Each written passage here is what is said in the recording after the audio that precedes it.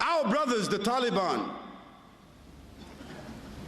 we won't comment on them from a political point of view, because that's not the nature of our talk today. But let us comment on them for an accomplishment that they and only they were able to do in the modern world. In the modern world, between America, Great Britain, China, Russia, Germany, France, Japan, Italy, between the major countries in the world, the drug trafficking is a business and an industry of over $78 billion a year. $78 billion a year. Can you imagine what kind of industry it is? And can you imagine the tragedy, the disparagement, the disease that drugs have brought in the modern world as a result of this industry? Yet, all of these sophisticated countries have found no solution for the drug problem. In fact, they have chosen to benefit, profit, and regulate the drug traffic because they are unable to stop it. Yet, consider this. The Taliban in Afghanistan became an official government after the defeat of the Russians. And at that time, Afghanistan was the major theater, corridor in the world for drugs. 61% of all of the heroin of the world was produced between Afghanistan and China. And the Russian gangsters, criminals, were the ones that controlled this industry. Part of the war of Afghanistan had to do with drugs. Not oil, not gas, but drugs. When the government of Russia was defeated and pushed out of Afghanistan, Afghanistan became immersed in civil war. We know that, isn't it? Civil war. That civil war had two sides. The atheists, the socialists, the communists among the Afghanis, and the Muslims who wanted to follow the Quran and the Sunnah. The North, the Northern Alliance, who themselves were related to the Russian gangsters, who were mostly Muslims who had adopted socialism, atheism, who themselves were criminals. They wanted to continue the enterprise of drugs after the Russians moved out. They wanted to continue the industry of prostitution, gambling, all of this here. And the Muslims said, no, we won't continue that. We want to establish Islam. And they began to have wars between them. One of the groups that were insisting upon the Quran and the Sunnah were called the students. In the Arabic language, the students is Talib or Taliban. And on one occasion, those atheists, socialists, communist Afghanis, those criminal Afghanis, they entered some villages and they raped the women. And some of those women escaped. And they ran to seek protection with those students. And those students, they sought to get a fatwa from their shuyukh. What should we do about these Muslims who did this act? Those scholars said they should be punished. They are criminals, and the hukum is to find them and kill them as criminals.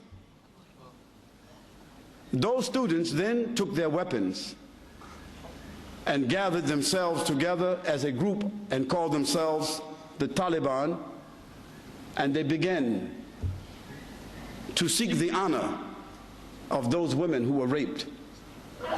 And they went from village to village, town to town, until in a 2-year period of time, they conquered all of Afghanistan. 2 years. They conquered all of Afghanistan, except only 19%. 80% of Afghanistan they conquered in 2 years. Who were they? They did not have sophistication. They were walking, riding donkeys and horses, fighting on foot, fighting for the honor of their women, for the honor of their country, for the honor of Islam. And in 2 years' time, they subdued the entire country. Of course, they were not sophisticated in their knowledge. They did not have universities. They did not have institutions. Even in most of Afghanistan, there was not a standing hospital.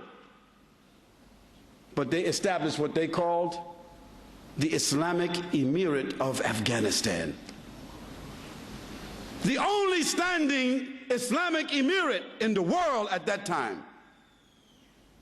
Yes, they were ragtag. They were not sophisticated. But they had honor and love for Allah subhanahu wa ta'ala inside their hearts. And we don't know, as Muslims, we don't know any connection with the Taliban to September the 11th. Let's be clear about that. We don't know, we don't have any evidence or any proof that they had any connection to that, except that they would not give up their brother, Osama bin Laden. We don't make any comments about what happened because we don't know. But we don't indict people without evidence. And we certainly don't indict a country because someone is living there whom someone else feels is indicted. But let me get back to the issue. Afghanistan came under the rule of the Taliban, and they were faced with a challenge. What are they going to do with the drug industry which they found in Afghanistan? The Taliban made a decision. From a point of honor, from a point of morality, a point of dignity and decency, from a point of Sharia, they could not support and allow drug trafficking to exist in Afghanistan. So what did they do? They began to punish those who held drugs, those who sold drugs, and they began to imprison those that used drugs. Then they gave an option to the farmers who were the growers of poppies in Afghanistan, the major crops for drugs, isn't it?